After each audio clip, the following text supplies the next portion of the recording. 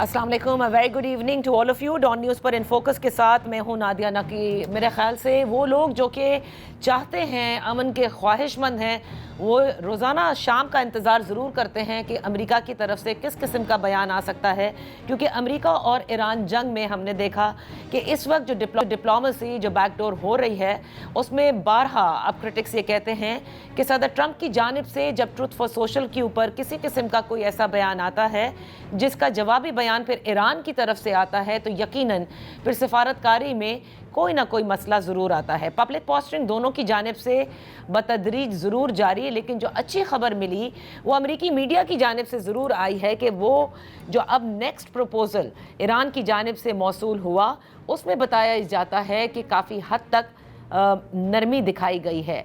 जो पिछला प्रपोज़ल था उसको अमेरिकी सदर की जानिब से रिजेक्ट किया गया था और बताया ये जा रहा था कि ईरान ख्वाहिशमंद है कि जिस तरह से आबनाए हरमुज़ की बंदिश अगर उसने लिफ्ट करनी है तो साथ ही जो नेवल ब्लॉकेट अमेरिका की जानिब से किया गया है उसको भी ख़त्म किया जाए और फिर जौहरी हथियारों के हवाले से नेक्स्ट राउंड के अंदर बात की जा सकती है, जो अमेरिका को कबूल नहीं थी।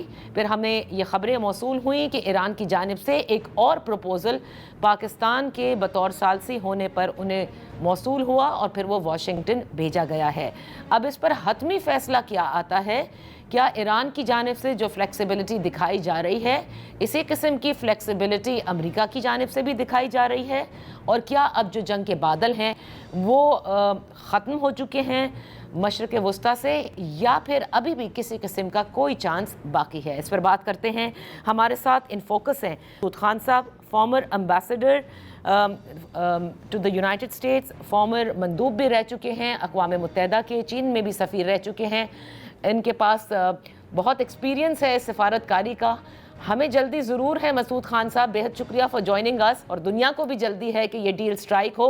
लेकिन आप बतौर एक साबिक सफ़ीर ये बता सकते हैं कि पाकिस्तान का जो रोल था, जो इसको इस्लामाबाद राउंड 2 होने थे, क्या आप कह सकते हैं अब जबकि हमें ये भी पता है कि दूसरा प्रपोज़ल भी पाकिस्तान के ज़रिए भिजवाया गया, लोग ये कहते थे कि पाकिस्तान का डिप्लोमेसी का, मीडिएटर का, फैसिलिटेटर का रोल क्वाश कर दिया गया है जब सदर ट्रंप की जानिब से ये कहा गया कि directly they can pick up the phone and talk to us, that is the Iranians.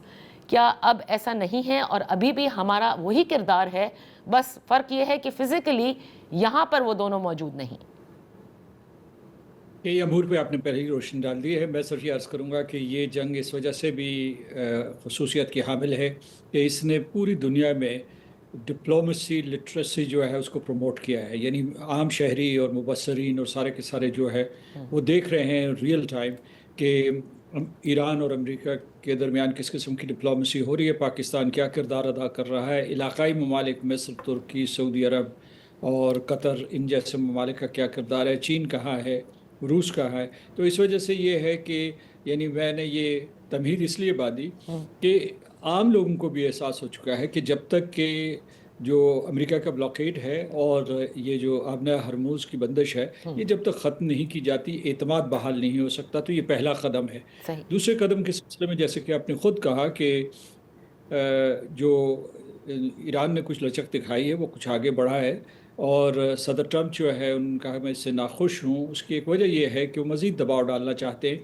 और जो ईरान की तजवीज़ वहाँ गई है, ये तजावीज़ जो गई है वो उनको हरफ आखिर ना समझा जाए। इस वक्त ये हो रहा है कि ये प्रॉक्सिमिटी टॉक्स हो रही हैं। प्रॉक्सिमिटी टॉक्स में पाकिस्तान मीडिएटर के तौर पर है। ओके।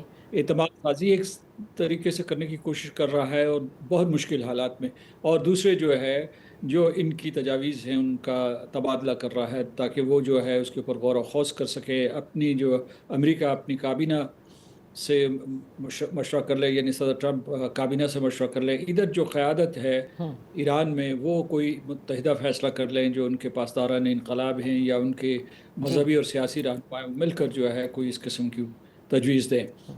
तो ये सफारती अमल जारी है। ये सही आपने कहा कि जो ये क्या आसाराई हो रही थी कि पाकिस्तान जो है वो अब मीडिएटर नहीं रहा, वो गलत है, क्योंकि सदर ट्रंप के उस बयान को गलत समझा गया था। उन्होंने ये नहीं कहा था कि ईरान और वो जो है वो एक दूसरे के साथ टेलीफोन के ऊपर बराह रास्त गुफ्तगू करेंगे। इनके पास, वो कह रहे हैं कि हमारे पास बड़े सोफिस्टिकेटेड सिस्टम है। मैं ये समझा था उस बयान से कि پاکستان کے ذریعے یہ بات چیت چلتی رہے گی کہ اتنا لمبا ٹریول کرنے کی ضرورت نہیں، کیونکہ اس وقت جو ہے بڑی توہین محسوس کی تھی صدر ٹرمپ نے، کہ انہوں نے کہا تھا کہ جیرڈ کشنر اور اسٹیو وٹکاف تیار تھے، رائٹ. عباس اراغچی یہاں موجود تھے، اور عباس اراغچی یہاں سے عمان چلے گئے تھے، تو اس لیے انہوں نے اس بھنا کر یہ کہا تھا کہ جو ہے ٹیلی فون پہ بات ہو بات سکتی ہے، ہوگی. اتنا لمبا سفر اچھا، کرنے کی ضرورت ضرورت نہیں نہیں ہے. تو مسعود صاحب، کیونکہ اب یہ تو بات عیاں ہے کہ دونوں جو فریق ہیں وہ چاہتے ہیں کہ کسی قسم کی جنگ بندی جو ہے وہ اب ایک جامع جنگ بندی میں تبدیل ہو جائے، یعنی کسی قسم کی کوئی ڈیل ہو جائے. لیکن اگر آپ سارے گیون فیکٹرز دیکھیں کہ ایک ایران ہے جس کے اوپر اگریشن کی گئی اور وہ ایک اے سیمیٹرکل وارفیئر میں رہا، اب اس کو اکنامکلی اسٹرینگولیٹ کرنے کے لیے مزید نیول بلاکٹ بھی لگائے گئے. دوسری طرف امریکہ ہے جس کی ایک سیاسی کاسٹ ہے، یعنی صدر ٹرمپ کی اس جنگ میں رہنے کی، اور یہ بھی ان کو سمجھ میں آ گیا کہ یہ وینیزویلا ٹائپ نہیں ہو سکتا، وہاں رجیم چینج نہیں ہو سکی جیسے کہ وہ چاہتے تھے، ٹروپس آن گراؤنڈ نہیں ہو سکتے، یہ بھی مشکل ایک نظر آیا. تو کیا دونوں میں سے کس فریق کا آپ کو لگتا ہے that the clock is ticking and they need that deal fast؟ میں کہوں گا کہ سمپل میتھمیٹکس نہیں ہے کہ کون ہارا کون جیتا. میں اس لیے کہ ایران کو ہم نے دیکھا ہے کہ ایران جو ہے اپنے جیسے کہہ رہے تھے کہ سیمیٹرک وارفیئر تھا ان کے لیے، اور طاقت کے عدم تناسب کے باوجود وہ اپنے پاؤں پہ کھڑے رہے اور اب تک کھڑے ہیں. اور امریکہ کو بہت بھاری نقصان ہوئے ہیں، یعنی ایران کو بھی بہت نقصان ہوا ہے، ان کے ہاں بہت تباہی اور بربادی ہوئی ہے. ان کی جو بہت اعلیٰ ترین قیادت تھی، جی. فوجی اور نظریاتی قیادت تھی، اس کو انہوں نے صفایا کر دیا. ایران کی یہ کامیابی ہوئی کہ انہوں نے اس کے باوجود جو اپنے کمانڈ اینڈ کنٹرول کو برقرار رکھا اور سیاسی ٹرانزیشنز یکے بعد دیگرے کرتے رہے، اور اس طریقے سے وہاں نہ انتشار پیدا ہوا نہ اینکی پیدا ہوئی. وہ امریکہ کی طرف چلے جائیں تو وہاں ان کو بہت سے نقصانات ہوئے ہیں. ایک تو یہ ہے کہ پہلے ان کے اور یورپ کے اور خاص طور سے ان کی جو نیٹو اور یورپین یونین کے ساتھ اختلافات تو تھے امریکہ کے، لیکن اس طریقے سے جو باغیانہ رویہ اس مرتبہ یورپی ممالک نے اختیار کیا اور صدر ٹرمپ کی جنگ میں شامل ہونے سے انکار کر دیا، اس سے بہت ان کی الائنس میں دراڑیں پڑی ہیں. دوسرے یہ ہے کہ امریکہ کی reputation as a moral power, جس کا یہ رول بیسڈ آرڈر کا ہمیشہ سے یہ Right. پرچارک رہے ہیں، تو وہ ان کو نقصان ہوا. ابھی جس سطح پہ یہ کھڑے ہیں آ کے، یعنی اور دوسرے یہ کہ مالی نقصانات بھی بتحاشا. یعنی وہاں جو پیٹ ہیگسیت ان کے وزیر جنگ کی ابھی جو ہیئرنگز ہوئی ہیں، اس میں جو کیا کہتے ہیں کانگریس مین آفٹر کانگریس مین، سینیٹر آفٹر سینیٹر، انہوں نے یہ کہا کہ یہ جو آپ نے 25 بلین کے اخراجات بتائے ہیں کہ اب تک جنگ میں ہوئے ہیں، وہ درست نہیں ہیں، کہ بہت زیادہ ہوئے. ایک اندازہ یہ ہے کہ $1 بلین جو ہے اس کے اخراجات وہ انکر کر رہا ہے. Okay. ایسی صورتحال میں تو اب میں آگے اس میں کنکلوڈ یہ کرتا ہوں اس میں کہ ایک طرف دونوں فریقین جو ہے وہ پس پردہ پراکسیمیٹی ٹاکس براستہ پاکستان مذاکرات کر رہے ہیں، اور دوسری طرف وہ یہ کر رہے ہیں کہ ان کی ملٹری ایسکلیشن، کم از کم اس کے بارے میں جو دھمکیاں ہیں وہ بڑھتی چلی جا رہی ہیں. صحیح. آپ رہبر اعلیٰ مجتبیٰ خمینی کا بیان دیکھیں یا صدر ٹرمپ کا دیکھیں، وہ تیاری کر رہے ہیں حملے کی، صحیح. Short and powerful attacks. اور ادھر سے جو ہے انہوں نے کہا کہ ہم امریکہ کے تمام جہازوں کو جو ہے سمندر کی تہہ میں پھینک دیں گے. اور انہوں نے ایک اور جو ہے انہوں نے ایک وہ پروپوزل دی ہے جس سے پتہ چلتا ہے کہ فیوچر کے لیے وہ کیا سوچ رہے ہیں ایرانیز. انہوں نے کہا کہ یہ جو اس آبنائے ہرموز اور خلیج فارس کے ارد گرد کی ریاستیں ہیں، یہ اپنا ایک نظام بنائیں جس میں دوسرے ممالک شامل نہ، جو باہر کے ممالک ہیں. اشارہ امریکہ کی طرف ہے. پھر انہوں نے حوالہ دیا کیسے ماضی میں جو ہے یونائیٹڈ کنگڈم، نیدرلینڈز اور پورچوگل نے اس علاقے کو ایکسپلائٹ کیا ہے. اب وقت آ گیا ہے کہ یہ لوگ اپنی آٹونومی اختیار کریں. تو آپ دیکھ رہے ہیں کہ یعنی جو ریٹرک بھی بہت سخت ہے اور اس کے بعد جو ہے جنگی دھمکیاں بھی ہیں. تو اس تناظر میں، اس پس منظر میں مذاکرات ہو رہے ہیں. پاکستان کا کام جو ہے اور بھی مشکل ہو گیا ہے، لیکن پاکستان ہمت اور استقامت سے، ثابت قدمی سے یہ فریضہ نبھا رہا ہے. اچھا سر، اگر ڈیل ہو جاتی ہے، اب وہ اس کے خد و خال تو ظاہر ہے جب کوئی ڈیل ہوگی تبھی سامنے آئیں گے، لیکن دونوں ظاہر ہے اس کی طرف بڑھ بھی رہے ہیں اور پاکستان ایز اے میڈیٹر اس پہ کوشش بھی کر رہا ہے. لیکن جو بات آپ نے گلف کنٹریز کے حوالے سے کہی کہ ایران نے ساتھ میں یہ بھی کہا ہے کہ اٹ از ٹائم دیٹ یہ پورا جو عربین گلف ہے یا آپ یہ کہہ لیجیے مشرق وسطیٰ ہے، اس کو اپنی سیکیورٹی کے لیے اور دوسرے مواقع ڈھونڈنے چاہیے یا آپس کا اتحاد. یہ اتحاد ایران کا دیگر گلف کنٹریز کے ساتھ ڈیل ہونے کے بعد بھی کیا اتنا سادہ ہے؟ کیونکہ الٹیمیٹلی ہرٹ تو ایران نے ان کو کیا ہے، پین تو وہاں انفلکٹ کیا ہے. اس میں ایران کا جواز بھی دیکھیں، وہ یہ کہتے ہیں کہ ہم نے جو ہے شروع میں، یعنی یہ جو سیز فائر سے پہلے انہوں نے کہا کہ ہم نے صرف امریکن انسٹالیشنز یا جہاں امریکن انٹرسٹ تھی ان کو نشانہ بنایا ہے، اور انہوں نے بارہا یہ کہا ہے، خلیجی ریاستوں کی یقین دلانے کی کوشش کی ہے کہ ہم آپ کے دوست ہیں، ہمارے آپ کے ساتھ تعلقات ہونے چاہیے. اور یہ میں خود سے الفاظ نہیں بتا رہا، یہ وہ الفاظ ہیں جو عباس اراغچی نے بار بار جی استعمال کیے بالکل ہیں. بالکل. اور ابھی جو ہے، یعنی عباس اراغچی نے آج بھی سعودی عرب، قطر، کویت اور مصر اور آذربائیجان، ان ممالک سے رابطے کیے ہیں. مطلب یہ ہے کہ ایران اپنی جگہ پہ بہت متحرک ہے، اوکے. اور جو بڑی گیم تھی وہ خلیجی ریاستیں بھی سمجھتی ہیں. لیکن جو آپ نے یہ کہا ہے کہ جنگ کے بعد کیا ایک دم جو ہے سارے کے سارے معاملات صحیح ہو جائیں گے، دو چیزیں ہیں.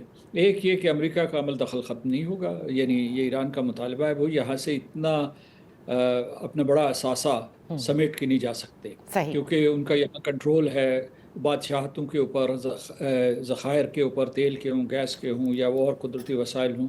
اور ایک بہت اسٹریٹجک لوکیشن ہے، اور اسرائیل جو ہے وہ بھی اس جگہ کا پہرے دار ہے، انہوں مطلب پہرے دار بنا ہوا ہے.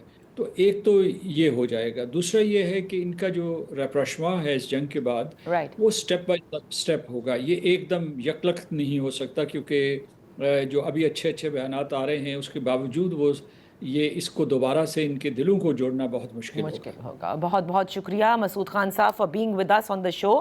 یہاں وقت ہے ایک بریک کا. بریک کے بعد جب واپس حاضر ہوں گے تو اس جنگ سے اب جو معیشت پر اثرات آ رہے ہیں پاکستان میں اور جتنے مشکل میں عام عوام ہیں اس پر بات کرتے ہیں. Welcome back. امریکہ اور ایران کی جنگ کے حوالے سے جو پیٹرول کی قیمتوں میں پاکستان میں اضافہ ہو رہا ہے اور جس طرح سے ٹیکسز عائد کیے جا رہے ہیں اس پر یقیناً عوام پر بوجھ بھی پڑ رہا ہے. حکومت کے پاس اپنی تمام دلیلیں موجود ہیں، لیکن کیا کچھ اس سے بہتر ہو سکتا تھا؟ اس پر بات کرتے ہیں. ہمارے ساتھ ان فوکس ہیں former finance minister doctor Hafeez Pasha, ماہر معاشیات بھی ہیں. بہت شکریہ فار جوائننگ اس. ڈاکٹر صاحب، مرحلہ وار اب ہم دیکھ رہے ہیں کہ جس طرح سے پیٹرولیم مصنوعات کی قیمتوں میں اضافہ کیا جا رہا ہے، آج اس حوالے سے بھی باقاعدہ کہ کتنی شرح ہے ٹیکس کی یا کتنا ٹیکس پیٹرول پر، ڈیزل پر فی لیٹر لیا جا رہا ہے، اس پر کافی شور بھی ہے اور ہونا بھی چاہیے، کیونکہ عوام پر بے انتہا بوجھ اس کا پڑ رہا ہے اور ظاہر ہے یہ تھمنے کا نام بھی نہیں لے رہا، آگے کا بھی نہیں پتا. آپ مجھے یہ بتائیے، given the economic condition that Pakistan is this the best possible that the government could have come up with? بسم اللہ الرحمن الرحیم.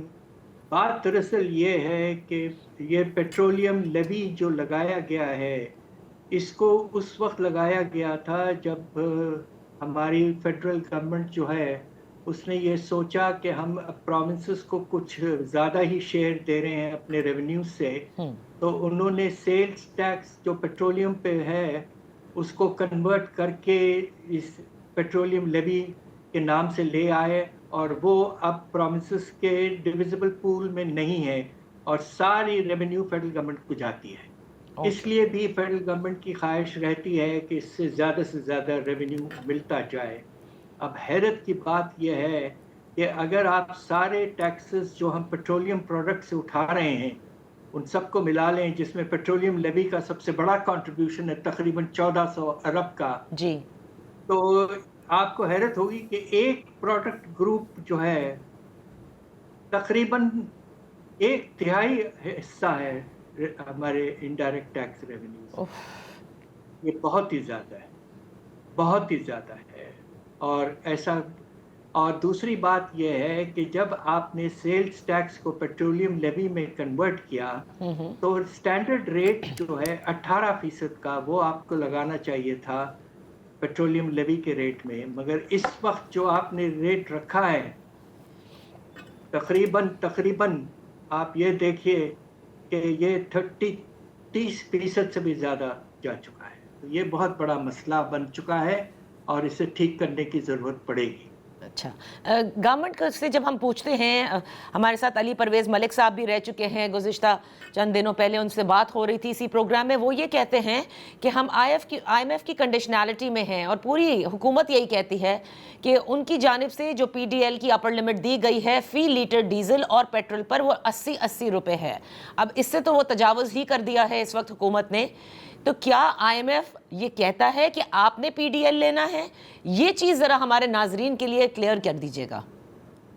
دیکھیے، ایک منتخب اور ایک سورن ملک جو ہے وہ اپنی پالیسی ضرور بناتا ہے اور آئی ایم ایف اس پہ اپنی رائے ضرور دیتا ہے. کوئی اس طرح کا سلسلہ نہیں ہے کہ ہم بالکل جسے کہتے ہیں نا کہ پابند ہو گئے ہیں. بات دراصل یہ ہے کہ آئی ایم ایف خود یہ چاہتا ہے کہ پاکستان کا نظام جو ہے اس میں ڈائریکٹ ٹیکسز جو انکم پہ ہوں وہ زیادہ ہوں اور انڈائریکٹ ٹیکسز کم ہوں. اب میں آپ کو ایک نمایاں اگزامپل دیتا ہوں کہ پچھلے 2 سال سے آئی ایم ایف کہہ رہا ہے کہ بڑے بڑے دکانداروں پر ٹیکس لگاؤ، اور اس کا ٹارگٹ 300 ارب کا مقرر کیا تھا. مشکل سے 40-50 ارب گورنمنٹ حاصل کر پائی ہے.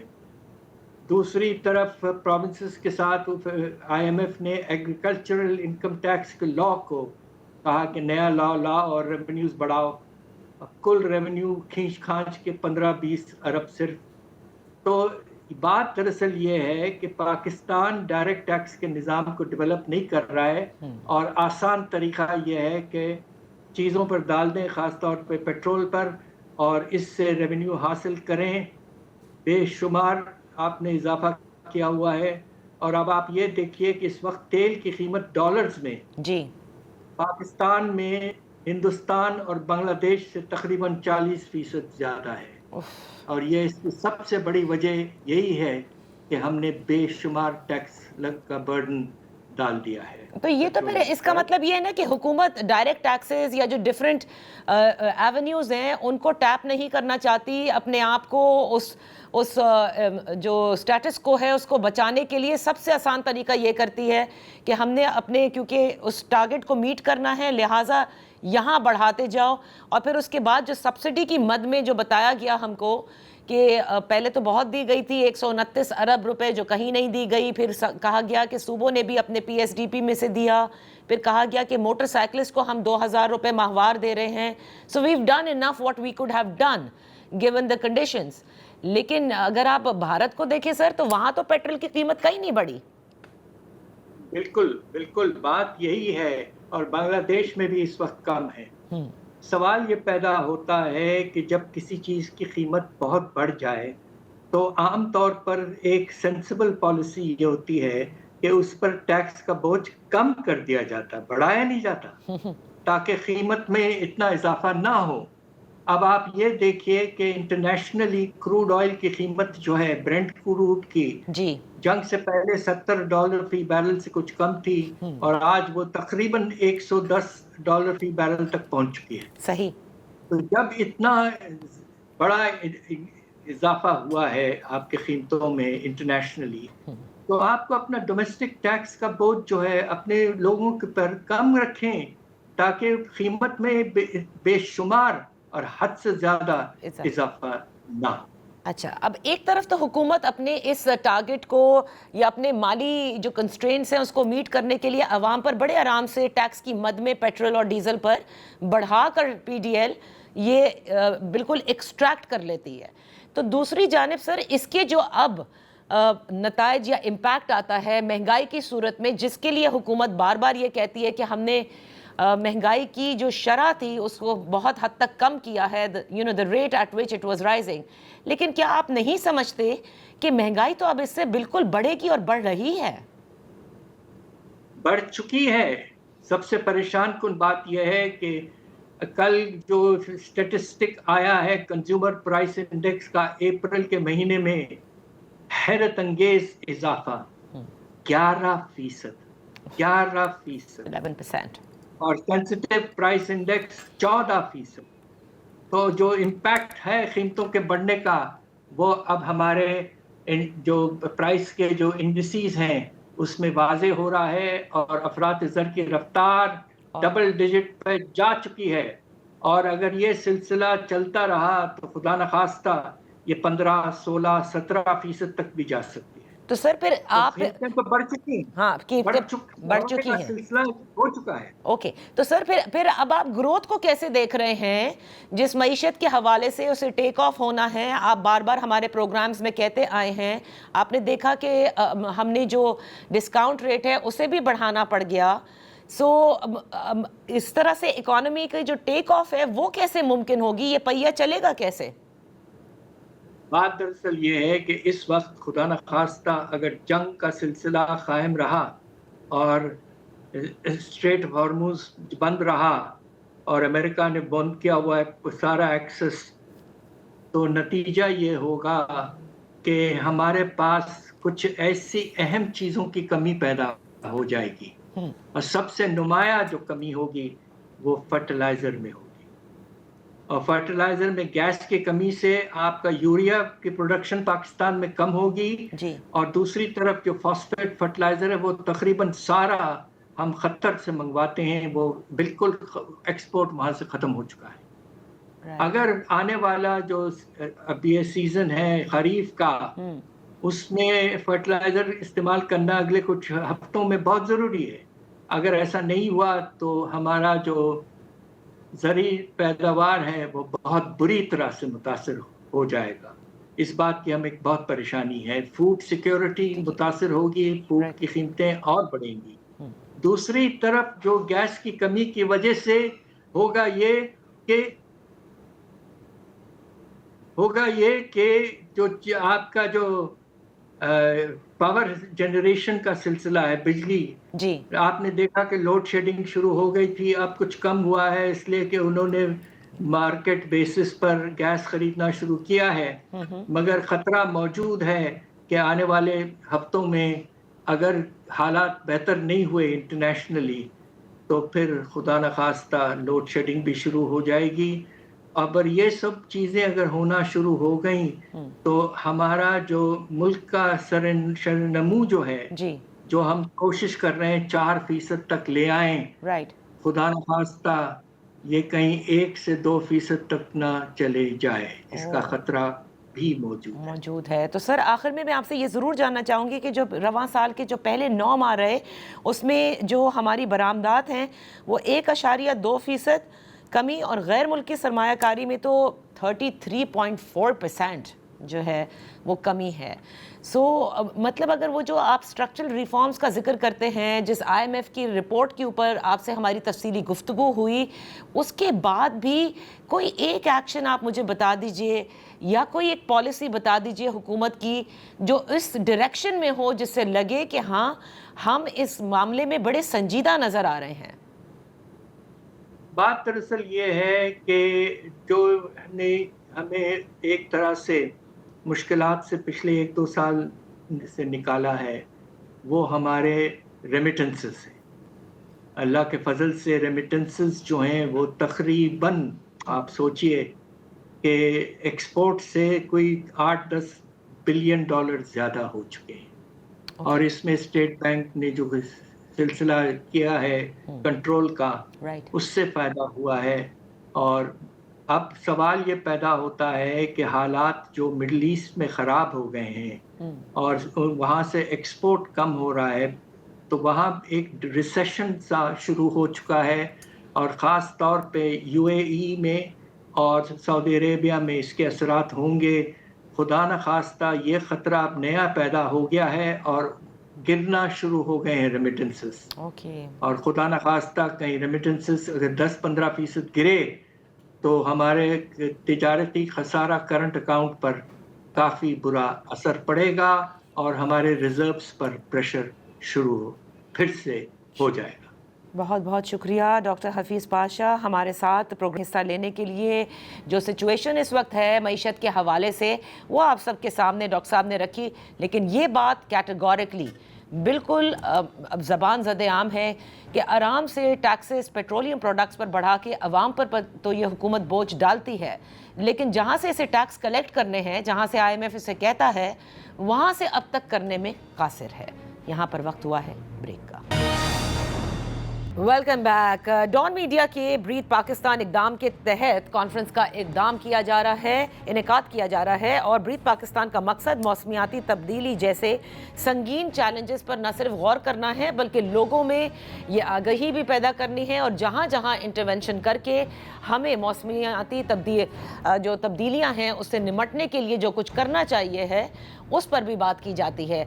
इसी के तहत आज हमने दावत दी है डॉक्टर ज़ैनब नईम को, जो माहिर माहौलियात हैं। बेहद शुक्रिया for joining us doctor Zainab, क्योंकि अब हमें नज़र आ रहा है कि जैसे ही समर्स का आगाज़ हुआ है गर्मी की शिद्दत भी बढ़ रही है और मेरा ख्याल से वो लोग जिन्होंने इसको फेस किया है, यानी शदीद मानसून्स को, सैलाब की सूरत में, ग्लॉफ की सूरत में, वहाँ पर इस वक्त परेशानी कुछ ज़्यादा होगी। तो पहले तो मैं आपसे ये जानना चाहती हूँ कि अभी भी इस साल भी ये ख़तरात क्या मंडला रहे हैं? जी बिल्कुल, इस साल जो अगर मैं साइंटिफिक एविडेंस से बात करूं तो जो वर्ल्ड मेट्रोलॉजिकल ऑर्गेनाइजेशन की टेम्परेचर और मॉनसून आउटलुक आई है साउथ एशिया के लिए, उसके मुताबिक तो इस साल अबव नॉर्मल टेम्परेचर रहेंगे कम से कम अभी से लेकर सितंबर तक।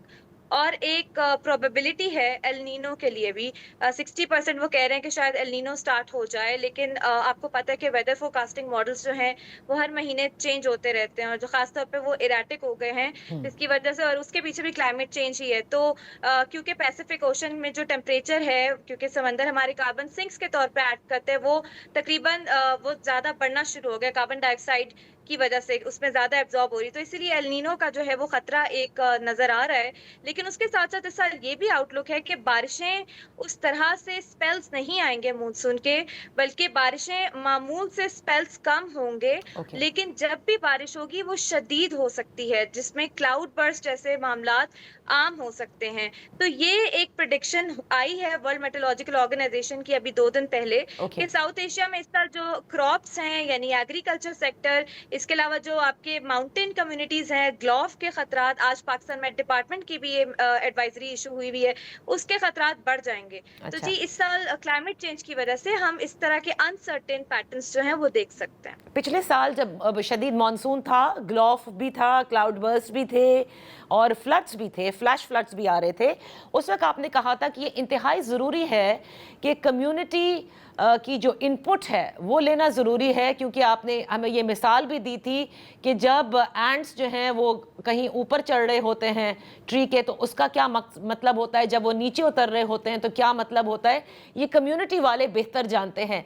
तो क्या इन तमाम एक साल के अंदर क्या कम्युनिटी को ऑन बोर्ड लिया गया है या अभी भी पॉलिसीज बंद कमरों में ही बना रहे हैं?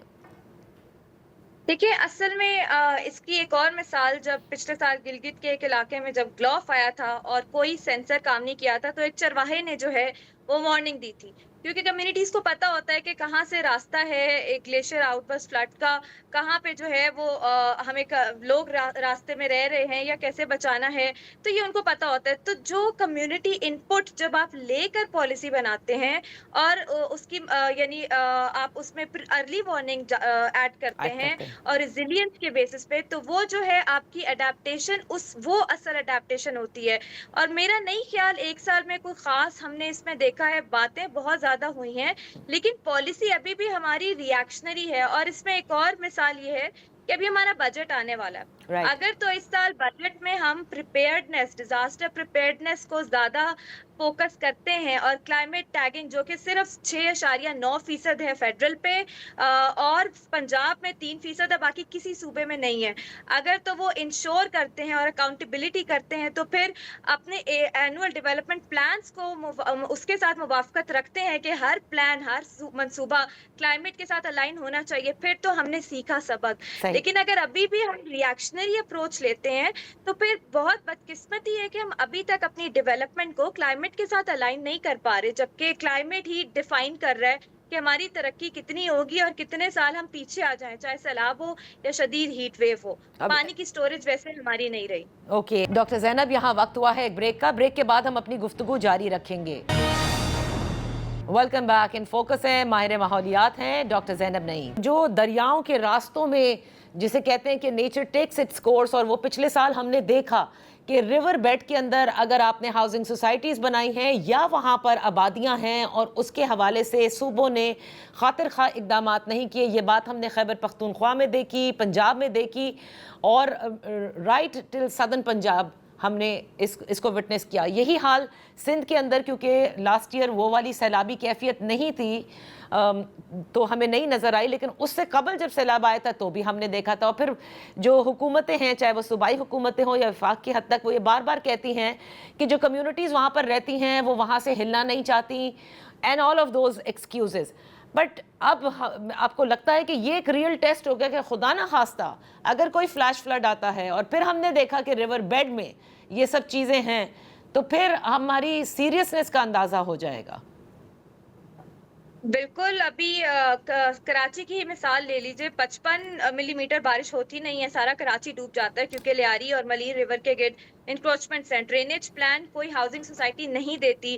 انفراسٹرکچر, ہمیں لگتا ہے انفراسٹرکچر ڈیولپ کرتے جائیں گے تو ہم ترقی پذیر سے نکل کے ترقی یافتہ ملکوں میں ہمارا شمار ہو جائے گا, جو کہ بہت غلط اپروچ ہے. اس کے ساتھ ساتھ فلڈ پلین دیکھیں, دریائے راوی نے اپنا راستہ لیا پچھلے سال, اس سال خدا نہ خواستہ دیکھ رہے ہیں کون سا دریا اپنا راستہ پھر لینے کو آتا ہے, اور وہی کنسٹرکشن, وہی ہوٹلز, وہی سوسائٹیاں وہاں پر موجود رہیں گی. بات یہ نہیں ہے کہ لوگ وہاں سے جو ہے وہ نکل نہیں پا رہے, بات یہ ہے کہ ہم لوگوں نے جب حکومت اس چیز کو سیریس لے گی تو وہاں سے لوگ نکلنا بھی شروع ہو جائیں گے. ری لوکیشن پلان, لوگوں کی کیا اسٹریٹجی ہے وہ بنانے کی ضرورت ہے, اس پہ بات کرنے کی ضرورت ہے. فلڈ پلین انکروچمنٹ ہمارے جو قوانین بنے ہوئے ہیں اس کے خلاف مطلب وہ خلاف ورزی ہے نیچر کے. آپ دیکھیں کتنے معاملات ہو گئے پچھلے سال, اس سے پچھلے سال. لیکن ابھی ایک اور اس میں میٹر ہے, اور وہ میٹر بہت سیریس ہے. ہمارا پاکستان انوائرمنٹ پروٹیکشن ایکٹ بنا 97 میں, اس کے بعد ہمارا واٹر اپورشنمنٹ ایکٹ بنا 91 میں.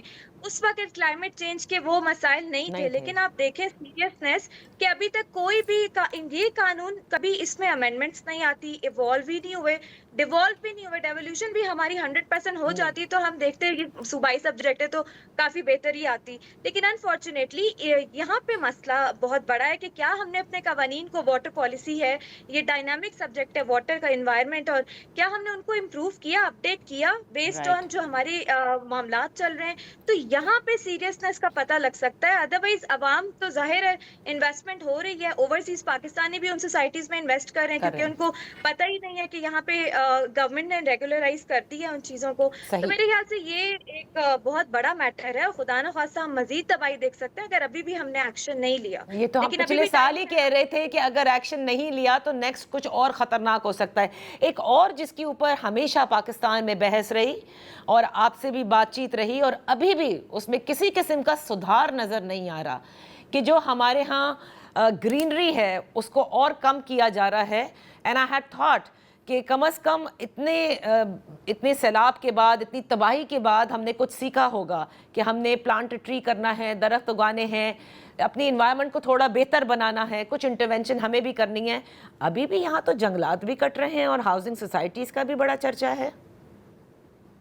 بالکل, اور یہ پاکستان جیسا ملک جو کہ اتنا ولنریبل ہے کلائمیٹ چینج, اور جدھر جیو پولیٹیکل شاکس بھی کلائمیٹ کی وجہ سے مزید تباہی لے کر آ رہے ہیں, اکنامکلی ہم سفر کر رہے ہیں, وہاں پہ یہ کرمنل نیگلیجنس ہونی چاہیے اور اس پہ تو سخت سے سخت سزا ہونی چاہیے.